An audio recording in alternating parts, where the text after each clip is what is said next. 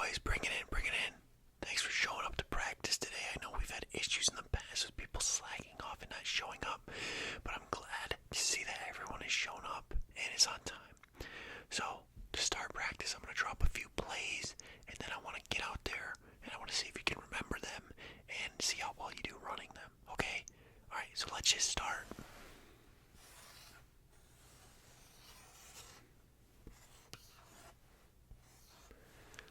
Just a couple plays I want to go over here before we get out in there onto the court, okay?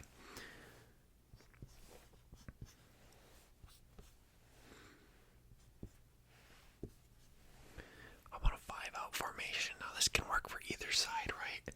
Typically this is going to be your wing, your small forward equivalent in the NBA. You can either go on either side. Right now I have it drawn up on the right side of the court. If you want to go over here, that's fine. The play still remains the same, right? You start with a point guard. Point guard's got the ball, right?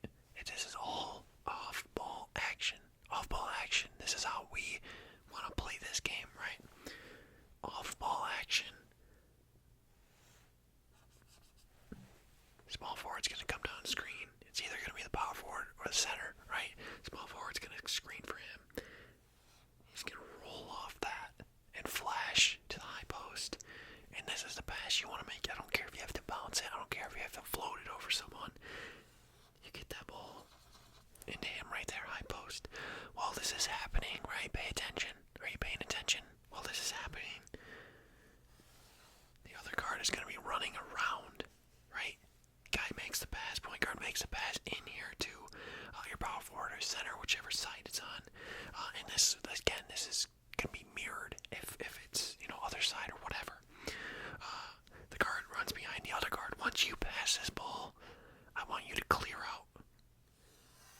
You go over here, basically to where the opposite side, right? It's going to be a little confusing, so I hope you're paying attention. So, we have the other guard up here, guard right here, right? Screen set down here.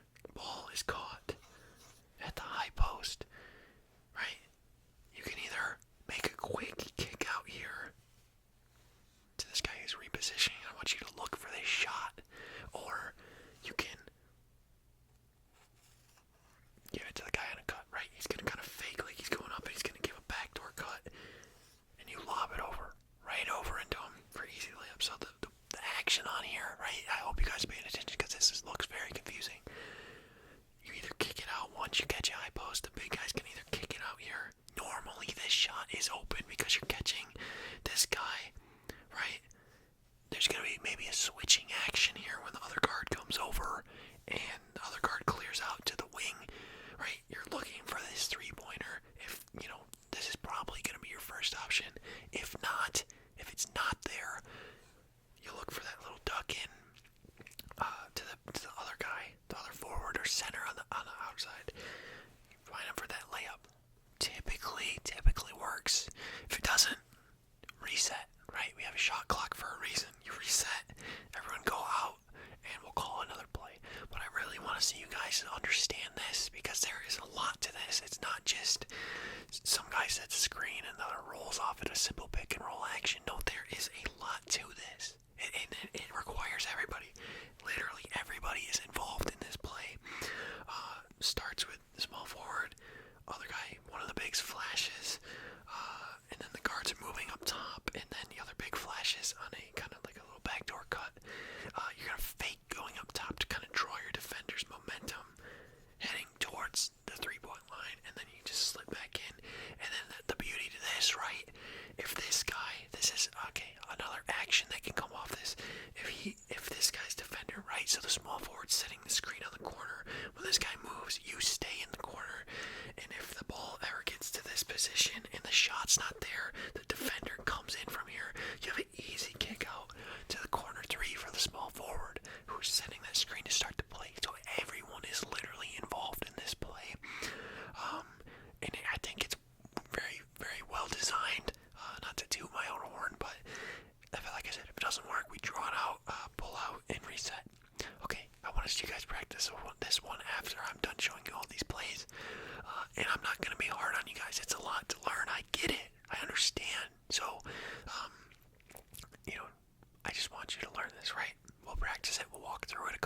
teams, and I think you guys will be good to go. Alright, next play, right? We're going to start with both my big guys down on the block. 2 guards up top, obviously. And then I am going to say, you can pick whatever wing you want. This is similar like the last play, it's just the big guys are more pushed in. This play is specifically designed to get the shooting guard an open 3, right? There's gonna be a lot of misdirection down here with the big guys. I want you to go set a screen for him, and you're basically just switching spots. It's more of a confusion thing to get people moving down there. I want, let's say point guard has the ball, right? Or we want the shooting guard to get the open shot. Small forward comes and sets this screen on his guy, and I want you to make sure that you are on the outside of him, right? You have to be on the outside of his guy, because here's the action off this, right? It's a simple flare screen. This is a real simple play. You can dribble more towards the top of the key to make this an easier pass, but once the screen is set, the shooting guard's going to relocate to the wing, right? And then this pass should be there. Depends where you're making it from. If it's not there, right, we can always reset. And the big guys, you can flash high post.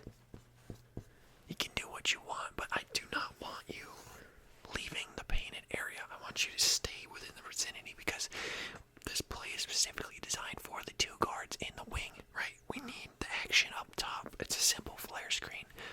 Typically, a lot of the big guys aren't good shooters, so this play is designed for the better shooters, right? I know we have some exceptions on this team. There are quite a few people that can shoot the ball, but I really like this look for the shooting guard. I think he's our best shooter, and we get him on the flare screen, and if he catches it and he doesn't have time to shoot, you can always drive to the high post if the big guys are not there, obviously, and then we can look for something off that. It's a real simple play.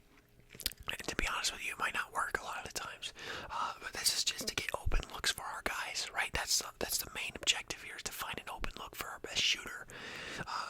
And analytics will say coming off a screen, an off-ball screen is typically one of the best ways to find good quality shots for your best shooters.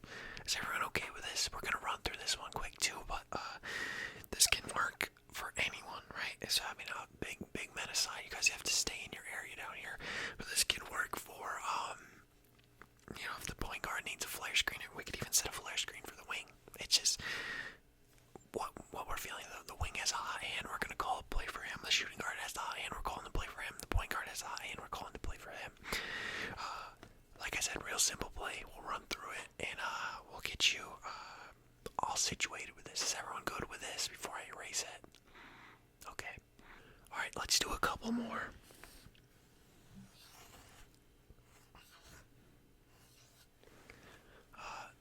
Excuse my very artistic ability. I'm a coach, not an artist.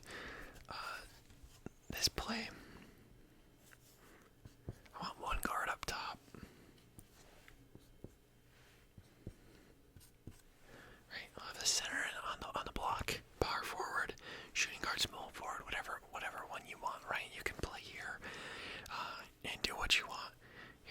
This is one of my favorite plays that I was taught when I was in your position before I got this job. I want the point guard to dribble in a little bit. We don't want this necessarily behind the 3-point line. You're setting a ball screen, typical pick and roll, pick and pop setup, right? You come off it, right? You come off it, point guard comes off it, drives a little bit. Big guy, you can either, actually, you know what, for this one, I'm going to have you relocate to where the point guard was. A pick and pop, right? Simple pick and pop situation. This is not what the play is, but this is the same setup. So point guard's in here, right? The big guy's guy, he's already up here.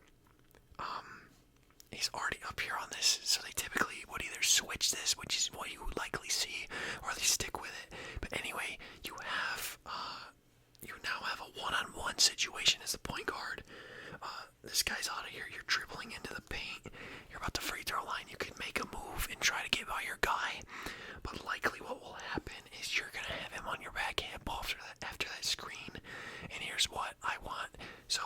guards on this wing without the guy in the corner. I want you to drift down, relocate to the corner, right? So now you have your power forward and you have your shooting guard or small forward, which have you in the both corners, right? So point guard's off here. You got your big guy up top. Point guard's here with the ball. And this is where you make a decision. If you can get by your guy and blow by your guy for the layup, do that. Take that. If you can't, likely what is going to happen with this guy coming down, one of these guys, if not both, is going to come down and help. They're going to come down and help. And this is why I like this play so much, because they're going to come down and help. So you're going to kick the ball, right? Let's say this is the power forward. You're going to kick the ball. It's the power forward. And if he has the open shot, I'm okay with him taking the shot. But here's what I like better. It all depends on how the defense reacts, right? I want this shot here. This is my number one look. But if it's not there, or if he doesn't help enough, a quick kick up here, because if this guy's caught out of position, likely this defender is going to sag down and try to prevent, a drive to the middle, whereas, a drive to the baseline is never that effective. So this guy's likely to help out, but then you can pass here to the shooting guard for this shot. It's very confusing looking at it like this, but if you're paying attention to where I'm talking through these points, you should be able to get it. This is the play. This typically works because there's so many actions you can get off it. You can get the pick and pop, where the point guard rolls to the rim and beats his guy for the layup. You can get it where the guy helps out and he kicks to the power forward for the corner three, or you can get it where the sag of the defender comes and you kick it up to the shooting guard for the corner, or for the three on the wing. Or it could be the other way around, where this small forward or whoever this is, it depends on what side, where his guy helps out and you kick it to him. Now you won't have the option to kick it back up top for this because nobody's here, and I don't trust the center to maybe leak over and find himself open, because we typically thrive on him being a paint beast and not a shooter. So we don't really necessarily want to look for that. If the shot clock's winding down and he is wide open, I'm fine with him taking it. But if it's, if it's not a dire need to get a shot up, I would rather him not shoot that. A lot going on here. We're going to run through it. We're going to walk through it, actually. I think it would be better to walk through it. And we'll get you guys all caught up. It's real simple once you get the hang of it. Once you learn these, you're never going to forget them because they're going to work. And I give you that as my guarantee. Okay, so I'm going to run through one more play. I know one more play, and then we'll get you out to practice. We can do these. We can have a fun practice, and hey, we'll even let you scrimmage. How about that? Does that sound good? Alright, I like this play a lot.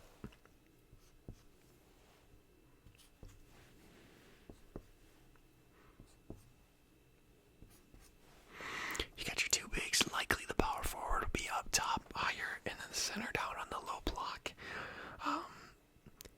A lot of screening action today, right? Point guard's got the ball, bringing it up court.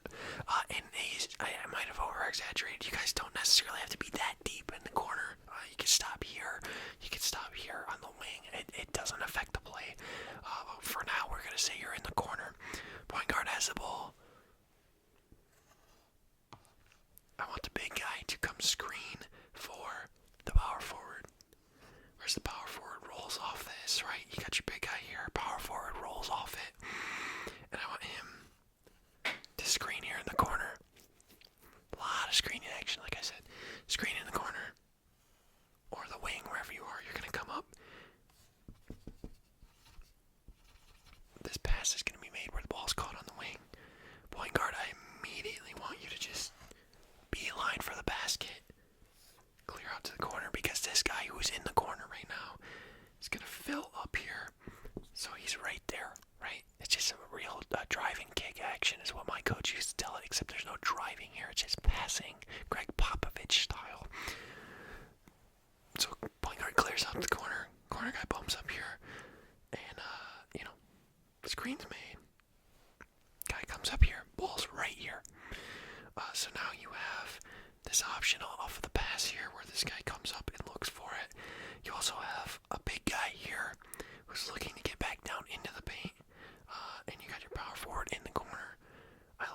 this is gonna be really, really hard to pay attention to because of all the stuff on the drawing already. But the power forward is right here in the corner. I like him going, and I want the center who's up top here. I want you to kind of drift back down to the middle of the paint. I like the power forward coming across again, setting a screen for the big guy where he goes back to his original spot on the low block, and then this is the pass I want you to make because you have the ball here. You can maybe dribble it down in the corner, get a bounce pass in and do the big, and we want the layup. Obviously, if the layup's there, you take it, maybe back your guy down a little bit, and you'll have kick options. You have a guy up here, you have a guy in the corner. This is maybe kind of a harder pass, but you also have a guy up here. Then you have kick out options, but we're really looking for this layup. If this doesn't work, I don't know, maybe try to play it like bully ball, maybe find the power forward who kind of drifts back down to the low block. This is really a very technical play designed to get the ball into our center in the post where you have maybe a size advantage over someone. It's that simple. This is the play. Okay, it's very confusing, so I saved it for last because it's going to be what's most fresh on your memory when we go out on the court. This is the play I want to see. I very, very, very strongly emphasize getting the ball into the center in the paint where you can do work.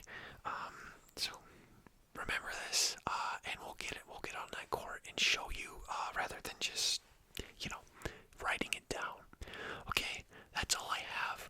So I'll see you guys out on the court in a couple minutes. Great job today. I feel like you guys paid a lot better attention today than you have previously, which it makes